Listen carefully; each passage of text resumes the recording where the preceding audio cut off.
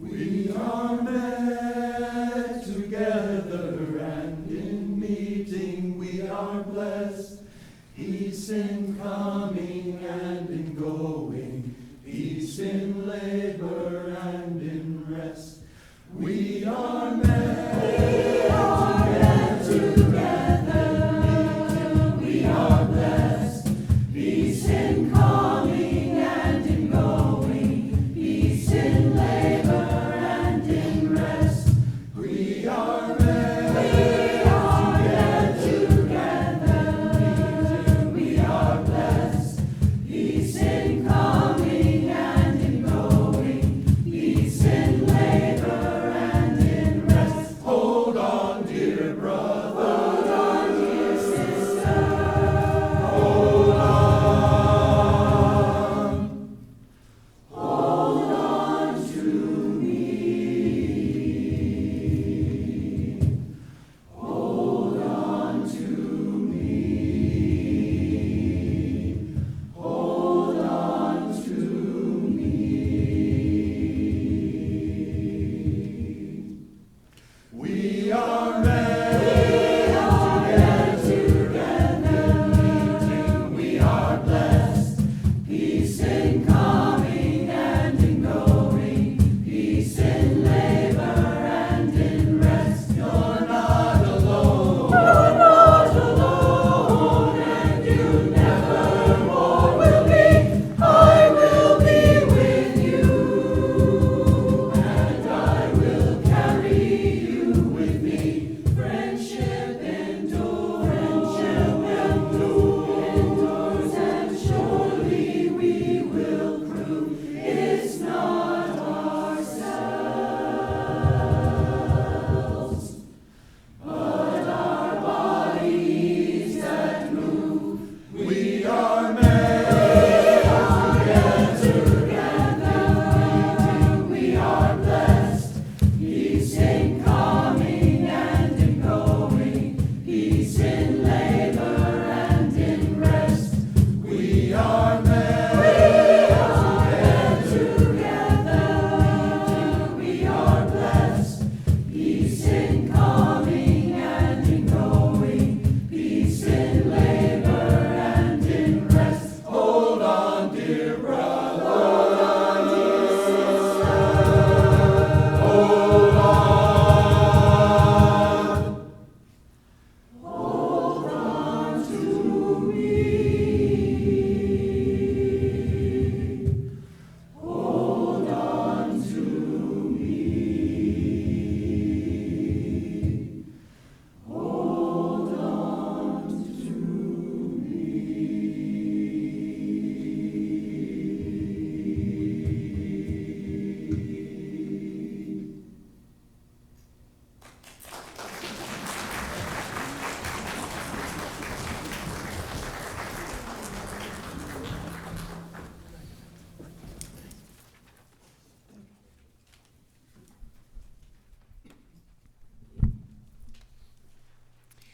Good morning, everyone, and welcome to Emerson Unitarian Universalist Congregation. I'm Mary Klein Globetz, and I will be your worship assistant this morning. We are so glad you are all here today. Whoever you are, and wherever you are on your life's journey, you are welcome here. Whomever you love, wherever you were born, whatever language you speak, you are welcome here. Whatever the color of your skin, your background, or your abilities, you are welcome here. We are so grateful that you chose to spend this morning here in our Emerson congregation. We come together in worship to slow down, to listen deeply, and to open ourselves to the callings of our hearts, our spirits. If you're here in person, we invite you to join us for social time following the service for light refreshments. Our main fellowship hall is here, directly behind the sanctuary. You can reach it through the hallway to my right. And our family-friendly fellowship hall with snacks and activities for all ages is upstairs in room 214, accessible by the back stairs or the elevator. After fellowship time, please join us for religious exploration and small group gatherings, as listed on the back of your order of service. It is such a joy to be together in community this morning. Our chalice is our symbol of Unitarian Universalism and our commitment to be a beacon of love in this world. This morning, Reverend Christina will help us light our chalice with words adapted from the writings of Reverend Jennifer Grayson. We come together every week, bound not by a creed or a mutual desire to please one God or many gods, yet we are drawn together by a belief that how we are in the world, who we are together, matters. We light this chalice together in the knowledge that love, not fear, can change the world. And now, in the spirit of love and beloved community, let's share our congregational affirmation. We need not think alike to love alike.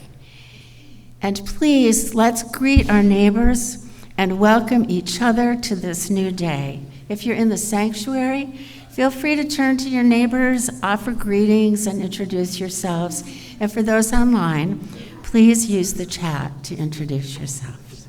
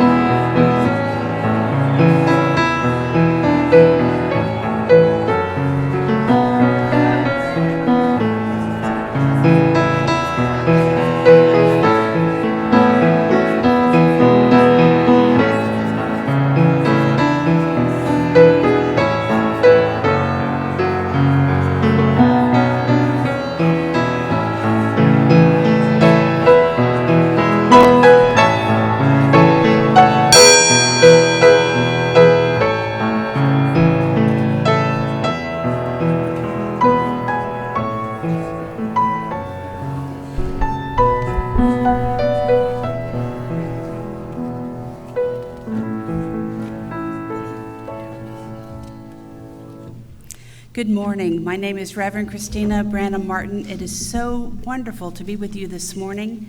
I see new faces. I see children who might not know that they're actually is a story coming. I see people who might be visiting for the first time and wondering, what are we all about? We are about love and community, and we're so glad you're here. I use pronouns she, her, and I am reading a set of opening words from Reverend Sunshine Jeremiah Wolf. This is a congregation that gathers in faith. Not faith in one religion or one God or one way. We gather in faith in the power of diversity, the power of love, and the hope of a world transformed by our care. We gather in faith in ourselves and those around us, not a faith that requires perfection in one another. Rather, a faith that is a shared imperfection. May we learn to stumble and fall together. Faith that we will help one another rise and try again and again. And speaking of rising and falling together, we are going to learn a new hymn today. I saw a meme this week on our ministers group on Facebook that their congregation all had heart attacks because they tried to learn a new hymn. We have a new hymnal that's a digital hymnal, and one of the wonderful things about that for us as congregations is we're being introduced to new music. The slides are available, the music is new and interesting, and it also means we have to try something new. So what do you think? We're going to do this for the month. So this will be every Sunday this month. Yep. Am I on? The choir, I'm Bruce, by the way. The choir is going to sing the first verse for you, so you get to hear the melody and get used to how the words fall. And then, we'll all learn it together. It's a beautiful melody. We don't expect it to be perfect, so enjoy it. And you'll get a second and a third and a fourth chance. That's right. Let's do it.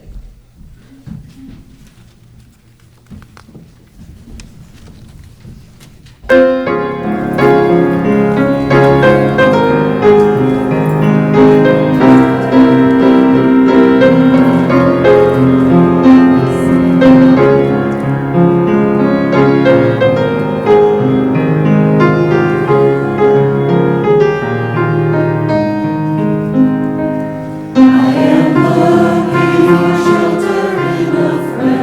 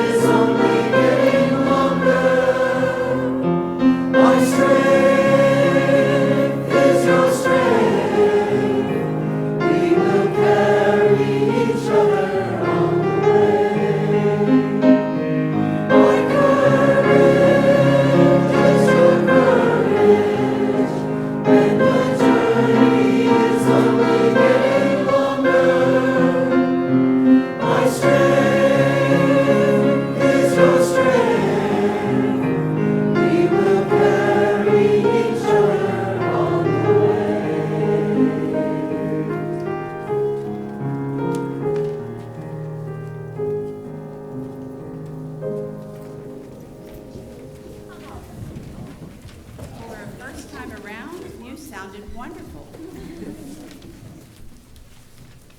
We pause now for our joys and sorrows and concerns that we share together this morning. And I'm wondering, Maria, would you put the stones in the bowl for me?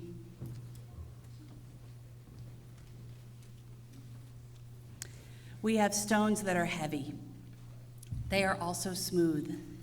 They are indicative of the things we carry that are heavy on our heart and smooth and bring us joy, and the water receives it with ease. Each week you are invited to write, for those in the room, in this book, the things that are in your heart. And during the week, if you have things that are happening in your life, you're welcome to email them to pastoralcare@emersonuu.org. And for those who are online, if you would share with me by email to Pastoral Care, we will be glad to put them in the notebook. We place 3 stones each week, and the first is in honor of the Cherokee and the Muskogee nations of the indigenous people whose lands we reside on. The second is in memory of those wrongly enslaved here who labored on this land. And the third is for all those hurting in current conflicts across our globe, especially the children. Chloe Annika Rapole, with the aid of Facebook, was able to create a small fundraiser to aid families in need in the aftermath of Hurricane Melissa. She says, as my birthday approaches, I'm inviting members of my community and the Emerson community to celebrate my birthday with me by showing love for my people and the amazing place and that I had the privilege to call home, Jamaica. There will be a link in the notebook this coming week with more information on how you can give to families in need, and she sends her gratitude. And we have a few here in the book. Carla Powell writes, happy heavenly birthday to my son, Nick. Riley and Trent Lyons have a joy. We have been working on acquiring donor embryos since January, and as of a couple of days ago, they are officially and legally ours.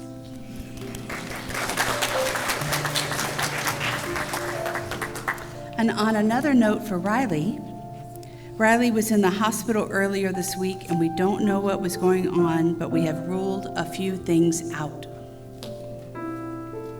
And Nikki Fambro says Michael was cast in the spring drama at Pimblebrook High School. Eurydice will be playing in late March. We are very proud of him.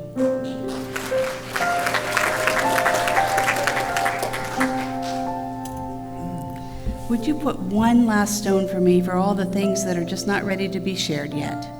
Thank you very much for helping me this morning. If you would join me in the Buddhist prayer of loving kindness.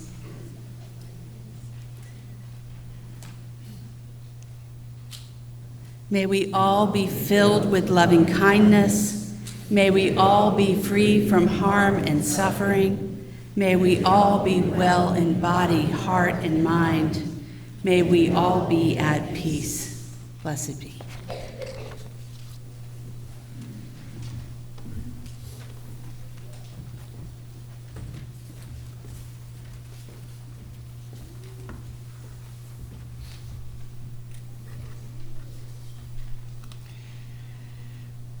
The offering that we take each Sunday is an opportunity to recommit to our faith. This offering is an affirmation. It's a yes. When we give, we say yes to something that we value. Our offerings help us practice Unitarian Universalism within and beyond our congregation as tools to bring more love into the world. Each week, our offering is equally shared between our congregation and our partner organizations. This month, we are partnering with El Refugio. El Refugio accompanies immigrants at Stewart Detention Center and their loved ones through hospitality, visitation, support, and advocacy. They envision a world without immigrant detention. Choosing love over fear, El Refugio stands in solidarity with those directly and indirectly affected by immigration detention and deportation. Their work is grounded in the ethics and values of nonviolence. For those of you in the sanctuary, as the basket is passed, please feel free to offer a donation or see in your order of service other ways to give. And for those of you online, you may go to emersonuu.org, select the Giving tab to donate. And for the children among us, there are lollipops in the basket too. We thank you so much for your generosity today.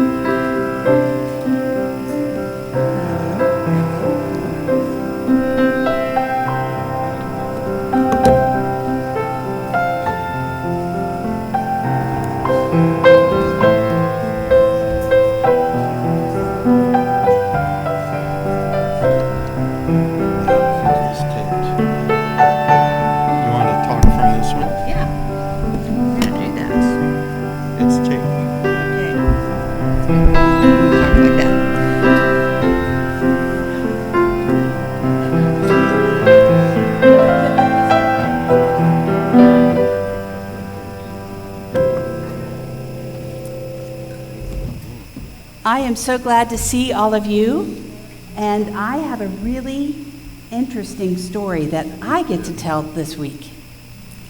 It is called God's Hat. So, if you want to turn around and look at me from the steps, you'll see my hands giving a little bit of the story. So, in a town where, I'm going to move away. In a town where lots of people were walking around during the day, and they were walking down where there was a big street that went down the center of town, God walked into town. And do you know that she was wearing a flowy, beautiful gown? She was wearing a gorgeous hat, and the wind was blowing, and she just looked luminous with the light on her. She walked all the way into the center of town, and people saw her, and she waved, and they waved back, and they said, "Was that God?" And people said, "Yeah, that was God, and wasn't that amazing?" And she walked right through town with a smile and passed through and said goodbye. So then conversations happened after that, and they said, "Goodness, what a beautiful gown she had on, and did you see that blue hat?" And other people said, "Wait, a blue hat? I saw a red hat." And then they started to talk and debate, which turned into argument, and people weren't listening to each other. Some said, "Blue hat, it was a blue hat." And the others said, "No, it was a red hat." And the arguments went on, and they lasted for years. Then they started really to become enemies. Yeah. They moved to different sides of town so that people who agreed with them were the only people they hung out with. Then they built this really, really big wall in the middle of town, and one side was red and the other side was blue. Well, guess what happened? They didn't talk for so long, they forgot to be neighbors. They forgot how to be a neighbor. Well, years passed. The wall was strong and steady and divided the town. And then, coming back from the direction in which God went, God came back and decided to walk back into town on the wall with the gown flowing in the wind. No hat on this time. And people said, God, tell me, what color was that amazing hat we saw?" And she thought, "Oh, that is one of my favorite hats," she said. "It's red on one side and blue on the other." You get it. I have a surprise for you.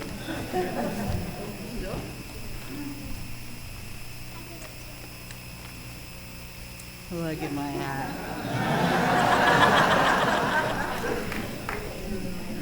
And you know what happened? The children saw the humor in the moment, and they started laughing. They were laughing at all the grown-ups who had been fighting for so long.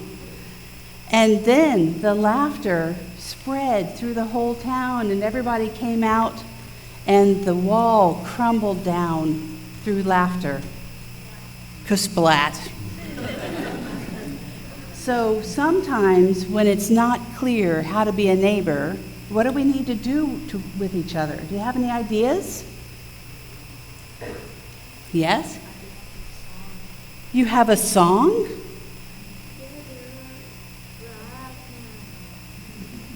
Did you hear that? I'll sing it. Come together right now. Yep, there we go.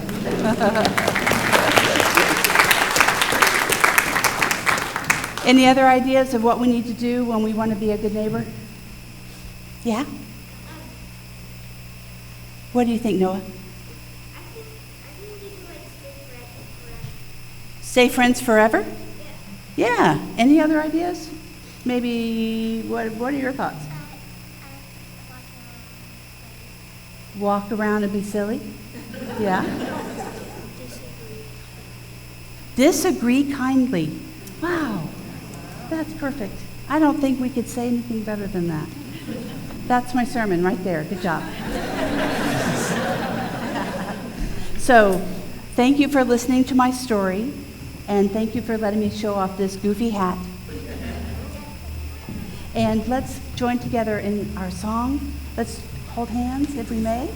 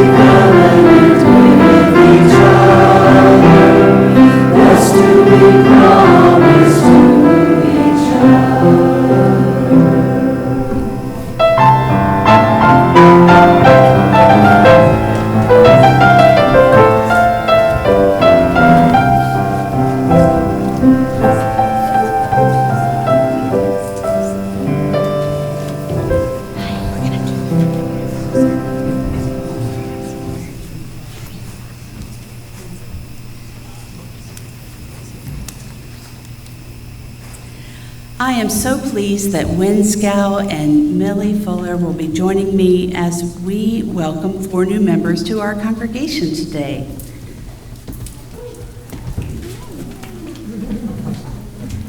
You can stay there, Millie, for a second.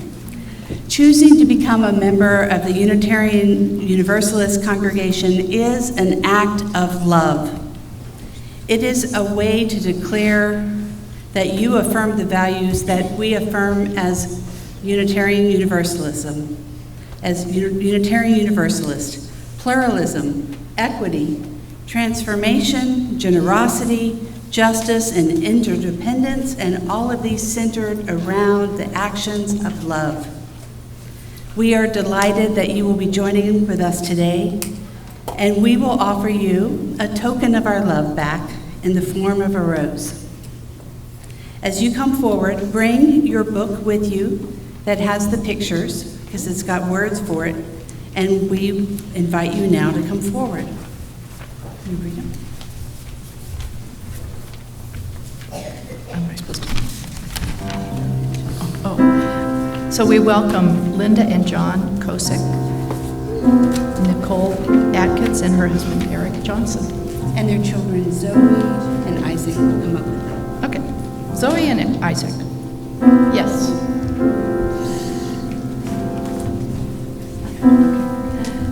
I now invite our new members to recite in unison with me. We enter this faith with hope and possibility in our hearts, pledging to participate in and support the ministries of this congregation.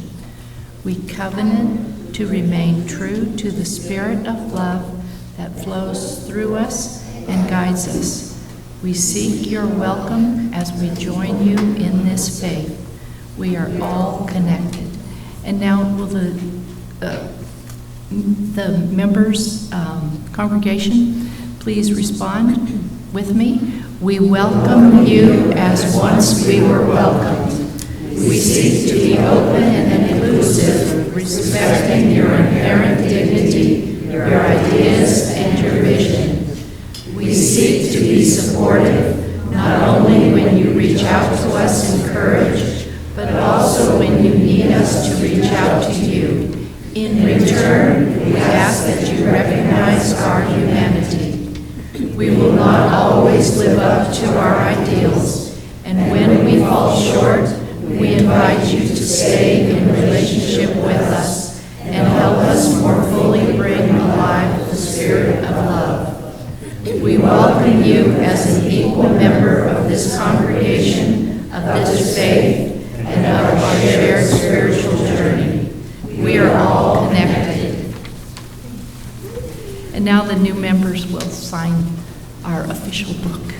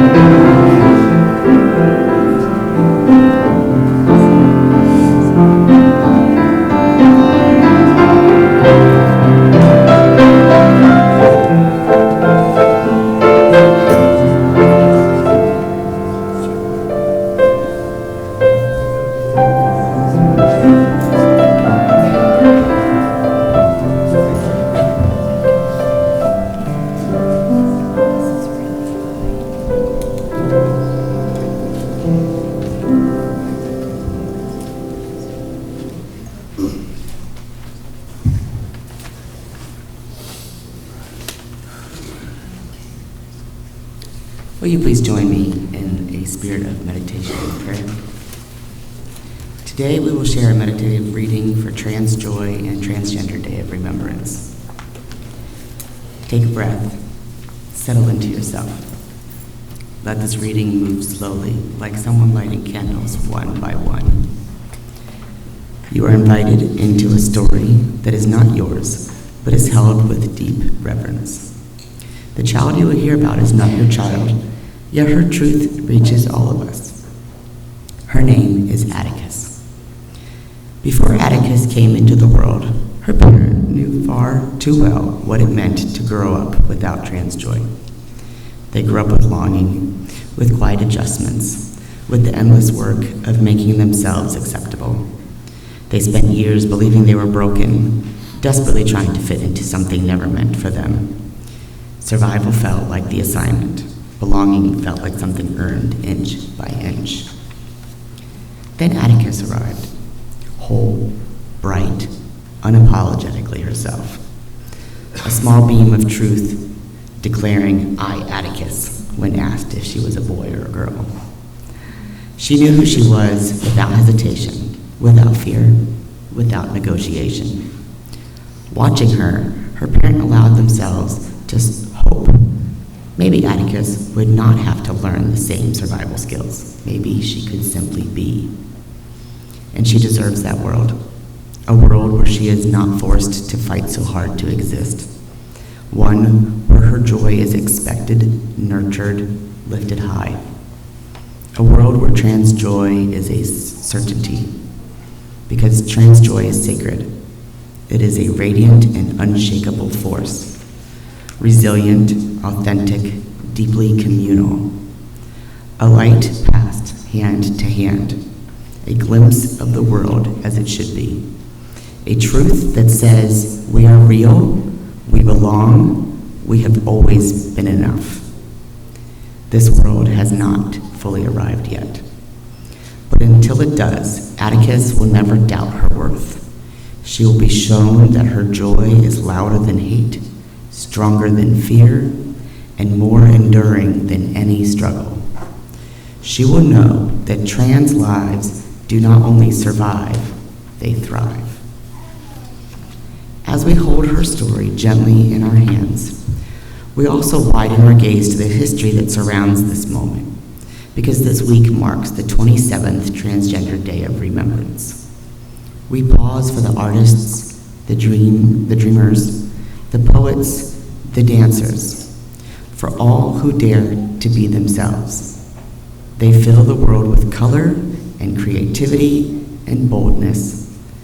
We long for a world where each of us can stand fully in who we are, in all the expressions of our differences, our genders, our sexualities, our ways of being. And yet today we honor lives lost in the last year, transgender and gender non-conforming people whose names, stories, and futures were taken. This observance began with one woman, Rita Hester, a beloved member of Boston's LGBTQ+ community, who educated, advocated, and cared for the city's youth. She was killed in her home on November 28, 1998, just shy of her 35th birthday. Her murder remains unsolved. 1 year later, Gwendolyn Ann Smith organized a vigil in Rita's memory and for all the trans people lost to violence. She later wrote that when TDOR first began, many victims were nameless, their killers intent on erasing their existence. Law enforcement, the media, and others often continued that erasure. Today we remember them all, and as we remember, we commit ourselves to learning, to listening, to supporting the organizations working to create a safer, more welcoming world for our trans family. Smith's plea rings out. Being trans should not mean moving through life with a target on your back. Atticus's joy meets this truth. Her bright certainty stands in contrast to a world that still fails to protect the most vulnerable. Yet her joy is also the promise, a reminder, a beacon, proof that trans life is not only resistance, but abundance. Not only struggle, but brilliance. Not only survival, but possibility. Hold that. Breathe with it. Let it settle. Because the world we dream of, the one Atticus deserves, is built one remembrance, one act of understanding, one fiercely protected joy at a time.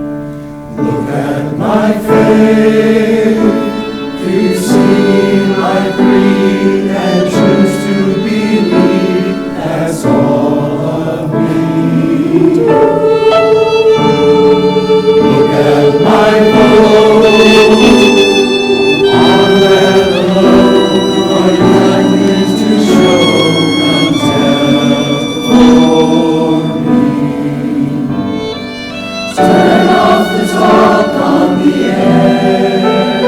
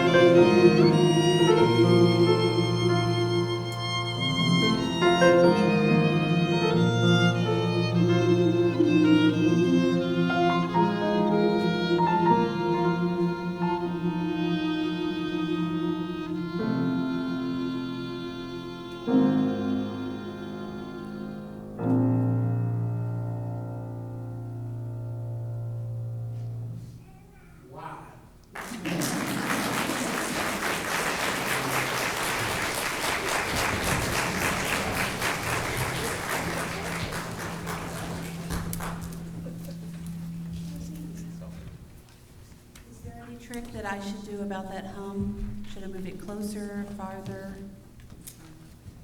It seems better now. Just mic closer. All right.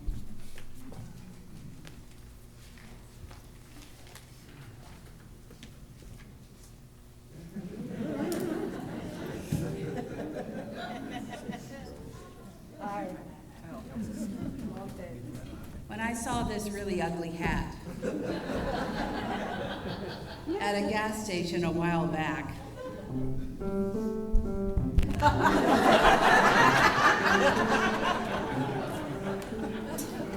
I knew that it was the perfect illustration for that story called God's Hat that I shared earlier. I had to buy it, but I was a little embarrassed holding it as I went to purchase it in the line. But you know, I love the twist in the story that God surprised them all, and that laughter and love brought down the wall that divided them. You want to wear it? Yeah? You want to wear it? Yes. You can, yeah, all right. Just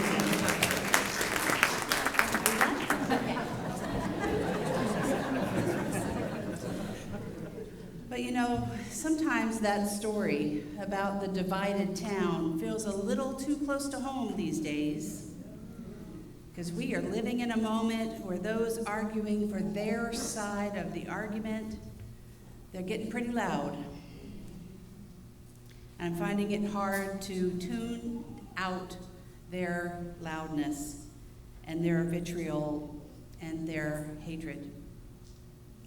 It is hard to remember how to be a good neighbor these days. And as Unitarian Universalists, we are called to let love guide us to a world where we see all of each other, like in that beautiful anthem. The composer pleaded for us to see each other beyond our skin colors, our faith differences, our sexual orientations, and whom we love. Instead, the composer asks, will you see all of me? And if we see all of each other, with each person we encounter, love will guide all we do. I'm reminded of a teaching from our Jewish and our Christian sources. You might have heard this in the book of Matthew. Love our neighbors as ourselves. From this, we can affirm the inherent worth and dignity of every person. We can center justice and equity and compassion in the ways in which we are in relationship with each other. We are called from that teaching to support a just and loving community that extends beyond initial kindness, to then move to address systemic injustice and oppression all around us. Being a neighbor itself is what we are called to do, not just so that we all can survive, but so that those who need care from each other can thrive. Love is our centering value, and it is not a passing sentiment. It is a demanding force that calls for active care and accountability. We are accountable to stand up for each of us. We are accountable to stand up for our immigrant neighbors. We are accountable to protect our trans and queer neighbors, especially our children. We are accountable to those who are living on the margins with disabilities, with poverty, and with needs that may be beyond your own experience or understanding. As Unitarian Universalists, we are practicing how to be a good neighbor by refusing to stay neutral in the face of injustice. There's a move from being nice to being kind. Kindness is a spiritual practice in and of itself. There's another children's book written by John Muth, that is called The 3 Questions. It's like the 3 pigs. It's a little bit like the 3 pigs. Yeah. Now, there is a little boy in this story, and Noah, don't put him up so high, because when you're doing that, I can't think. Okay, yeah, thank you.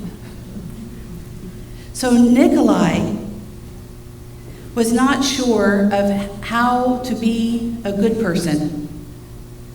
He wanted to ask his friends, how can I be a good person? And he went searching to talk to his friends, and he came up with 3 questions. He thought, if I could know the answers to these 3 questions, I then could be a good person. So his first question was, when is the best time to do the right thing? Then his next question was, who is the most important one to do it for? And then the last, most important, he thought, was, what is the right thing to do?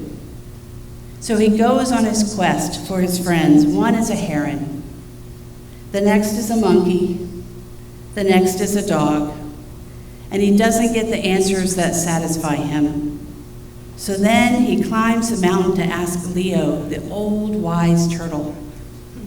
And Leo doesn't give him the answers right away. Nikolai has to go through some experiences first so that he can understand the answers that Leo gave him. And in the end, after some trials and tribulations, as most stories have, Leo the turtle explains, remember that there is only one important time. The time is now. The most important thing is always with the one right in front of you. And the most important thing to do good for is the one who is standing right by your side. These are the answers to what is most important in the world, he says. He says simply, this is why we are here. We are here together, not just on this hour of this week. We are here in this long life and journey that we have together to be in community, to be in family, to raise our children, to perhaps be a teacher or a neighbor or a friend. We are here to care for the person who is right by your side. And during these especially chaotic times that we are living in, we need to remember that we need each other. We need to nurture community connections in every direction, like a spoke of a wheel. This is essential as we care and nurture the human spirit during these difficult times. Whatever the problem, community is the answer.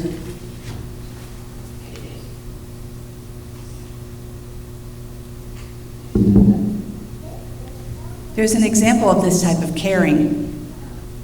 Did you hear the story about what happened on September 11th, 2001, and the days following in the small town of Gander, Newfoundland, Canada? Have any of you heard of the story of that town? No. Let me tell you. There were 9,000 people who took care of the one who was right by their side. 38 planes full of people, 38 huge planes flying internationally were diverted to this really small airport on September 11th when the U.S. closed the airspace for the first time in history. Well, the size of that town doubled in population overnight. Over 7,000 confused and angry and terrified passengers from all over the world descended upon them. In response, they opened their homes. In response, they opened their schools and community centers. They went to the grocery stores and stripped the shelves. They cooked things in crock pots and they put them out on tables for all who needed it. There were toiletries needed, and diapers, and sanitary products, and food. And the citizens of Gander made meals for days. They offered clothing and showers. Do you know there was even a bonobo monkey that was on one of the planes? And the bonobo monkey was pregnant. They helped keep this animal alive. They made a space for it in someone's basement. They helped passengers desperately call their families, wondering where they were, on their cell phones. They comforted people. They helped people connect back to their families and their worried ones. And they distracted each other with jokes and songs and karaoke in the town bar. They found places for Jews and Muslims and Christians to pray together. They found translators for the multiple languages spoken. And they generally opened their homes and their hearts to strangers from all over the world. Now, this isn't really a story about 9/11. It's a story about the goodness that came from it. One citizen of Gander wrote this down in a story. She said a frightened man from an embattled African nation was on a bus. The bus was transporting people from the plane to a community center, and his wife, being taken to who knows where from the plane, had already landed, and he didn't know where she was. They came to a camp full of people in the town that Salvation Army was putting up, and he looked frightened. In the darkness, it seemed like the memory of soldiers from his embattled land, he said. Well, the bus driver stops, and he motions for the passengers to get off the bus. And the frightened man doesn't move. He does not understand the driver's language, and in his heart, he did not trust him. The bus driver thinks quickly and points to the Bible in his hand. His wife had been clutching the Bible through the whole travel and had handed it to him before she moved off. The bus driver didn't know the language that Bible was written in, but he figured the chapters and the verses were the same. He flips to Philippians and points at chapter 4, verse 6. Be anxious for nothing. Now they speak the same language. Relieved, the frightened man gets off the bus. This story is really about the capacity of human kindness, even in the darkest of times, and the triumph of humanity over hate. We must reach to each other with compassion. Compassion is the gift we give each other. I believe that we can be neighbors when we are called to do so, that we can hold the complexities of life intact and let our values guide us each day, each moment when we are not sure. And those three questions are: when to do it? Right now.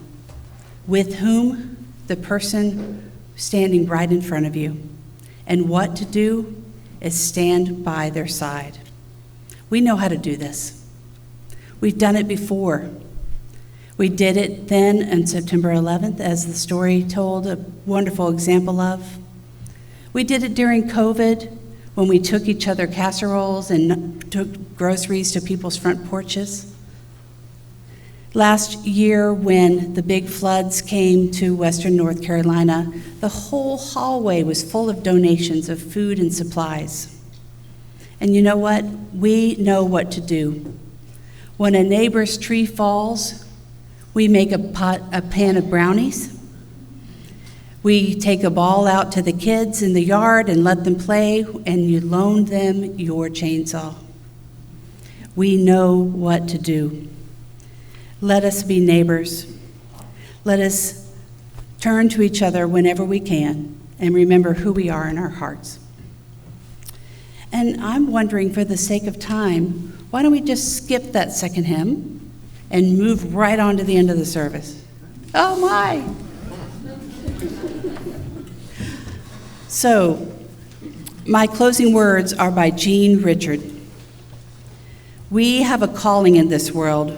We are called to honor diversity, to respect differences with dignity, and to challenge those who would forbid it. We are people of a wide path. Let us be wide in affection and go our way in peace. Hey, Noah, would you put out the chalice for me? Oh, yeah. Right.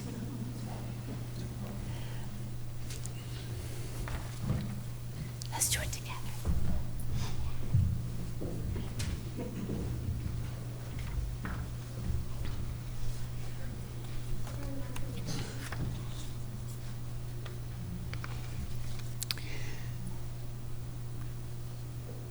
Please join me for the words of extinguishing the chalice. We extinguish this chalice, but not the light of truth, the warmth of community, or the fire of commitment. These we carry in our hearts and out into the world until we are together again. So there are just a couple announcements before we go. After the service today, there will be service reflections with me here. And there are some other second hour activities. There's the Emerson author reading that's upstairs. And our Minister Emeritus, Reverend Jeff Jones, will be speaking, as well as Mary Holiday. There's Shared UU Values and the Pagan Mary Meet today.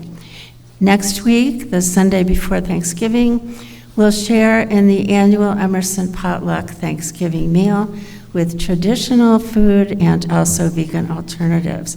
That will be right here in the sanctuary after the service. And please register with the link in the newsletter. And next Sunday, Reverend Christina will be here again in the pulpit with her message on gratitude. And is there anything else we need to say? I would like to share great gratitude for Kathy Middleman, who is leading the choir with the Interfaith Thanksgiving service this Thursday. This has been a labor of love for many, many years, and I understand many of the choir are singing. If you don't know about the Interfaith Thanksgiving service, it is a beautiful gathering of over 20 congregations, and there is information in the newsletter about that. And I will be speaking again about being a neighbor. Thank you. And now, as our service ends, go now in peace and take peace wherever you go. Thank you.